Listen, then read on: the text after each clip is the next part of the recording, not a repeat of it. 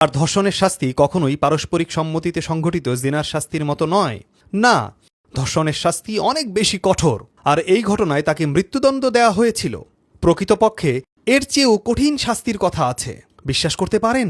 আমাদের আলেমরা বলেছেন ধর্ষণের ব্যাপারটা হলো হেরওয়াবা এর অন্তর্ভুক্ত, অর্থাৎ যুদ্ধ অপরাধের মতো অপরাধ, অথবা আপনি একে মহাসড়কে ডাকাতিও বলতে পারেন। আর এ বিষয়ে কোরআনে একটি আয়াত রয়েছে, এটা কোরআনেই আছে, সূরা মায়েদার ৩৩ নম্বর আয়াত।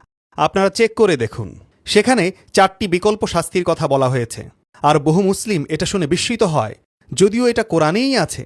হেরওয়াবা এর শাস্তি হল, আর হেরওয়াবা বলতে বোঝায় এমন যে কোনো অপরাধ যেখানে নিরপরাধ মানুষকে আতঙ্কিত ও ভীত সন্ত্রস্ত করা হয়। যেমন আগেকার দিনে মহাসড়কে ডাকাতি। ধরুন আপনি ডালাস থেকে হিউস্টন যাচ্ছেন, মাঝপথে কোনো পুলিশ নেই, তখন তো পুলিশকে ফোন দেওয়ারও সুযোগ ছিল না। আর তখন বিভিন্ন গ্যাং মাফিয়া গ্রুপ কাফেলার জন্য অপেক্ষা করত, তারা হামলা করত, ধর্ষণ করত, লুটপাট করত। এসবই হেরওয়াবা, অর্থাৎ মানুষকে আতঙ্কিত ও ভীত সন্ত্রস্ত করা। এটা হেরওয়াবার একটি ধরন। আল্লাহ বলেছেন হেরওয়াবা এর শাস্তি হল, প্রথমত তাদেরকে মৃত্যুদণ্ড দেয়া যেতে পারে। দ্বিতীয়ত, যা শুনে মুসলিমরা বিস্মিত হয়, তাদেরকে ক্রুশবিদ্ধও করা যেতে পারে। এটা কোরআনেই আছে। আপনি একটি সতর্কবার্তা পাঠাতে চান, যে কেউ এ ধরনের অপরাধ করবে তাকে এরূপ শাস্তির সম্মুখীন হতে হবে, একটি মেসেজ পাঠানো হচ্ছে। আর ইসলামে ক্রুশবিদ্ধ করার অর্থ কি? অধিকাংশ মাযহাব বলেন মৃত্যুর পর মৃতদেহকে কোনো খুঁটি বা উঁচু স্থানে টাঙিয়ে রাখা হবে, যাতে মানুষ জানে এ সেই ব্যক্তি যে শিশুদের নির্যাতন করেছে ও হত্যা করেছে। আপনি শুধু তাকে দাফন করতে চান না, আপনি একটি বার্তা পাঠাতে চান, এ ধরনের কাজ করলে এটাই হবে পরিণতি। তাই এটাকে বলা হয় ইউসাল্লাবু। সালিব অর্থ ক্রুশ, অর্থাৎ তাদেরকে ক্রুশবিদ্ধ করা যেতে পারে।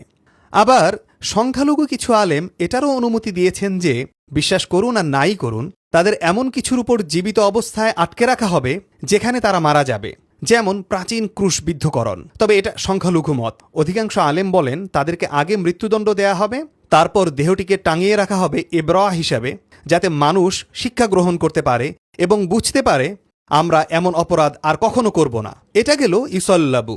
এরপর অথবা তাদের বিপরীত অঙ্গ কেটে ফেলা হতে পারে, এক হাত এক পা, আরেক হাত আরেক পা, যাতে সে আজীবনের জন্য চিহ্নিত অপরাধী হয়ে থাকে।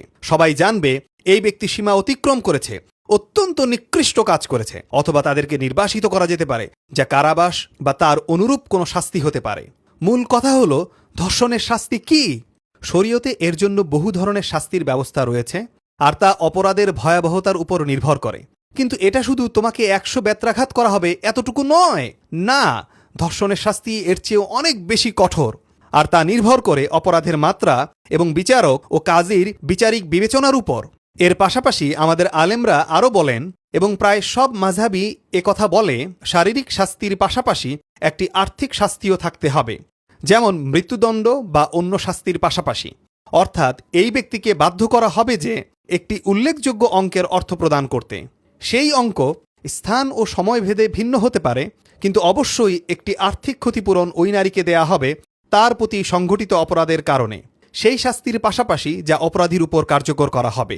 সুতরাং মূল কথা হল, ধর্ষণ আমাদের শরীয়তের সবচেয়ে গুরুতর অপরাধগুলোর একটি। এটি হেরওয়াবা এর অন্তর্ভুক্ত, যা অপরাধের সর্বোচ্চ স্তর।